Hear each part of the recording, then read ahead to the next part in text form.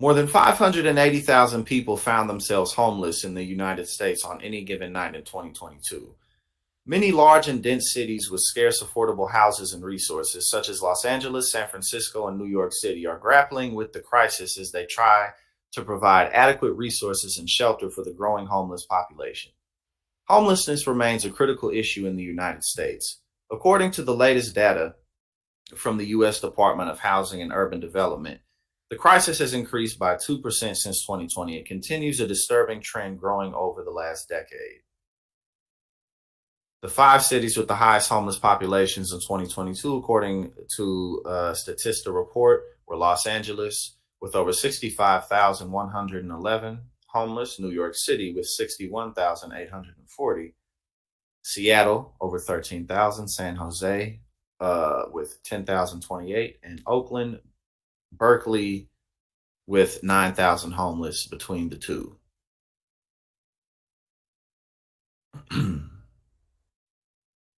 Let me see. My bad. Let me get this off the screen.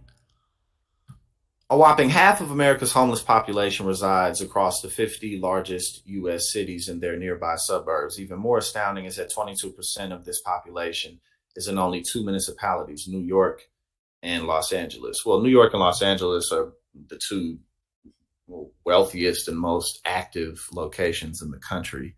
So, being homeless in a place like this, one, yeah, obviously because of the cost of living, but also being homeless in a place like this, you still have access to a lot of things you need to survive just because, again, there's so much economic activity in places like Los Angeles and New York City, you know.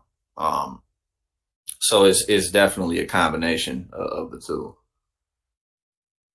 A lot of homeless people, a large percentage of homeless people. I believe the last time I really saw, it was like like a fourth or close to a quarter of homeless people are working. I was homeless for a little bit. I was sleeping in cars and couch surfing and wherever I could. I was doing that for a while. And then also, too, a very large portion of homeless people have serious mental health issues, which then can lead into just obviously like drug abuse just to cope with what you're going through and what you're dealing with on a daily basis. Um, so a lot of these issues are quite fixable. A whopping half of okay, I just read that. Okay, so here's some statistics about homelessness. A staggering 60% of homeless individuals in the United States stay in emergency shelters, safe havens, and transitional housing programs. 40% of the homeless population had to resort to sleeping on the street, inhabiting abandoned buildings, or other inhumane locations. From 2020 to 2022, the number of military veterans facing homelessness decreased by 11%. 4,123 fewer people, representing a major success. There should never be homeless military veterans, like literally, absolutely ever. If you've been a veteran, especially if you were deployed, I mean, like you should have access to programs that just make that such that that isn't a thing. But then again, homelessness really shouldn't really be much of a thing, period. But again, at least if you're talking about levels, then this is beyond inexcusable. Okay, let's see. Hold on. There was a 3% increase in people experiencing unsheltered homelessness, offset by a 2% decline in people staying in sheltered locations. People identifying as Black, African American, or Indigenous people, such as Native Americans and Pacific Islanders, are drastically overrepresented among the homeless population compared to the general U.S. population.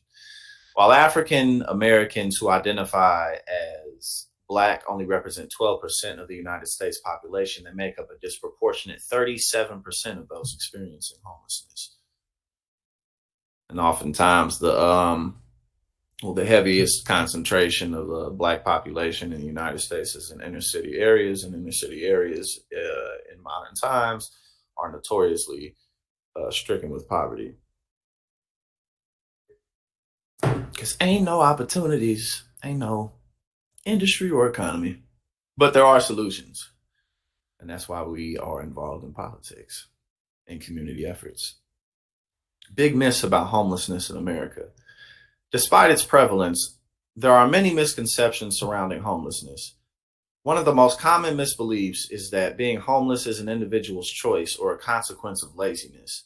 However, many factors contribute to homelessness, including a lack of affordable housing, job loss, mental health issues, and substance abuse.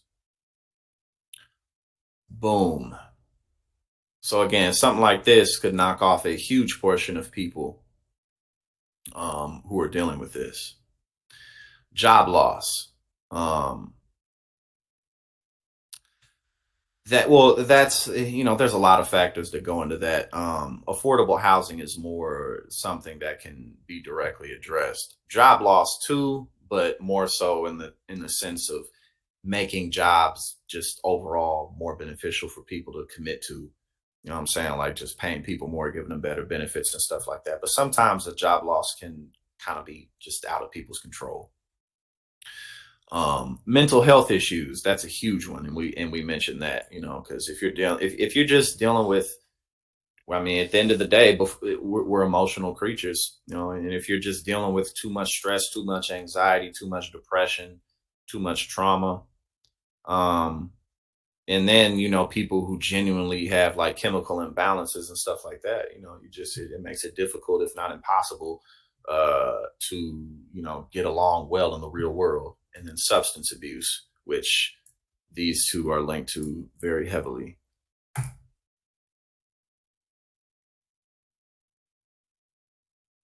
Okay, so some research showed that New York City policies to abate street homelessness have been unsuccessful, but that doesn't mean that they don't work. Well, it doesn't mean the idea isn't worth pursuing. Rather, I think is a better way to say that. If one thing doesn't work, another thing can. Okay, let's see. Okay, so this is interesting. It says, according to Paget, while well intended, these policies increased rather than reduced alienation because they rarely consider a homeless person's individual needs, such as pet ownership, health issues, or difficulties obtaining identification documents, among other factors. But again, these are the types of studies that show where the issues are, because at the end of the day, the willpower to do and the integrity to give a damn is where you have to start. And with those two things combined, the willpower to do and the integrity to give a damn, you have all you need to try yet again.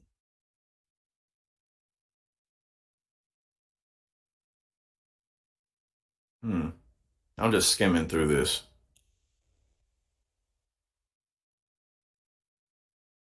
Okay, so it says in Los Angeles, the city has invested in permanent supportive housing, which combines affordable housing with on site services like mental health counseling and job training. New York City's also focused on rehousing programs.